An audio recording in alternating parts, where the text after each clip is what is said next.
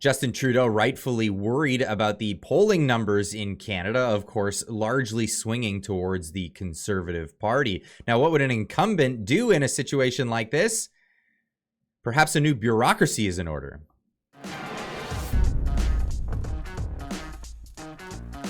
Of course, CBC News reporting on this. Elections Canada is trying to insulate voters from false narratives and information regarding the next federal election by launching a website to debunk the most commonly shared misconceptions.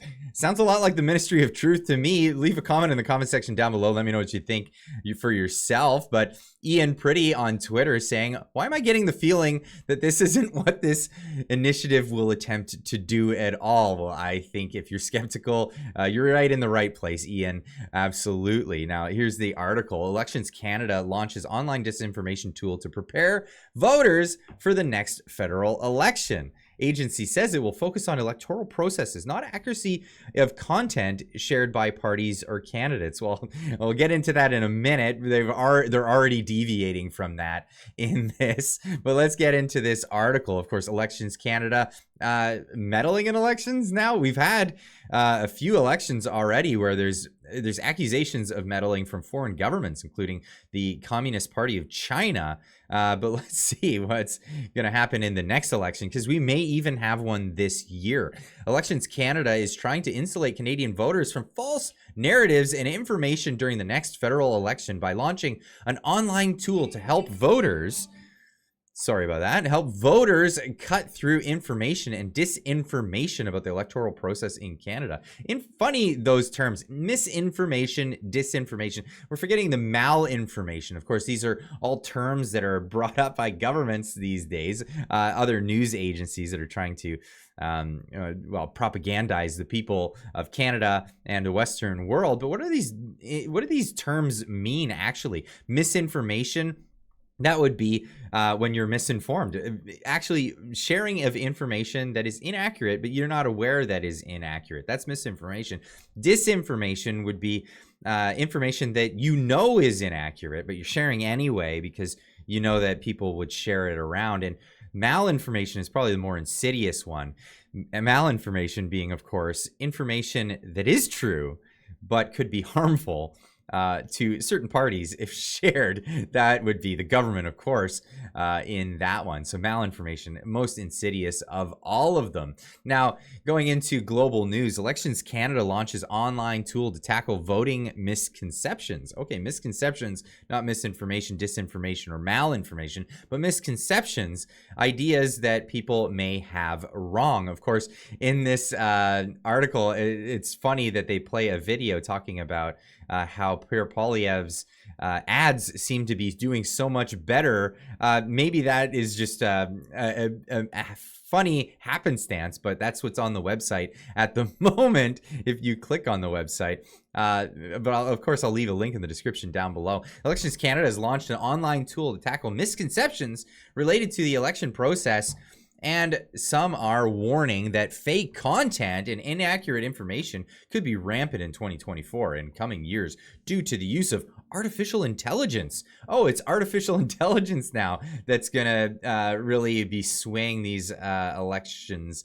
Well, I mean, we've all seen the deep fakes online, and there are some convincing deep fakes. But at the end of the day, most people are sharing around saying these are fake. It's pretty obvious when these are shared around and you see so many people in the comments, this is a fake, this is not true.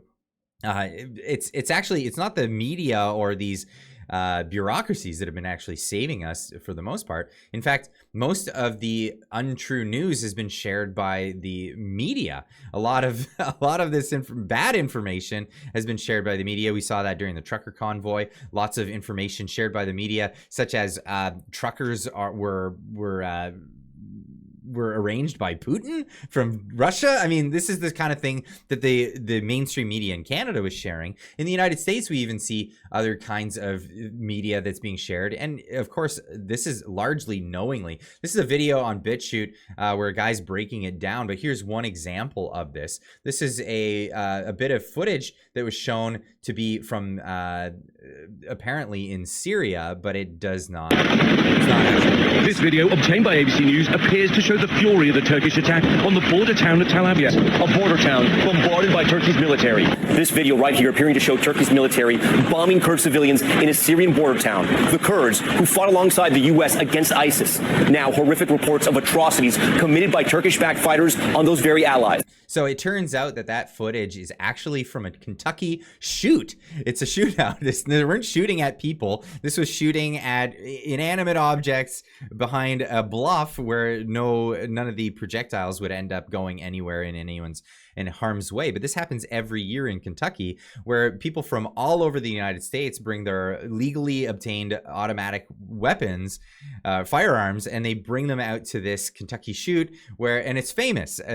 Obviously, people come from all over the country are going to this thing, but this was shared by media, not by people on social media. This was shared by media to portray a certain thing, but this was obviously a civilian use of these firearms and was not actually war footage. But it's an ongoing thing, and it's been happening over and over again throughout the media. But here we have it. Here's from that Global News article about the Elections Canada. Tool comes as experts warn that AI could have an impact on elections in 2024. Communication security establishment CSE stated last year that AI created the deepfakes, computer-generated images and videos that show events that did not take place.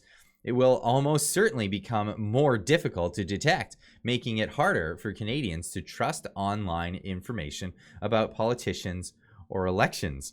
Yeah, they're actually trying to police online information about elections and politicians. They said just a minute ago that that's not what their aim was, but here they are doing that. Now, if you go on to any of these social media platforms, if you're familiar with Facebook, if you're familiar with Twitter, now has the communities tab. On Facebook, it's they say that it's organized by a independent third party, but these are contracted out to people, and we've all seen it. We've all seen how they do the censorship when they censor these things. It tends to go one way. It tends to go in a very biased fashion, and it tends to be disruptive of the actual experience of getting information actually. And a lot of these posts will mislabel real information as false information, as we've seen on even Twitter. On Twitter, in the communities tabs, the community tab has become a place for people's opinions.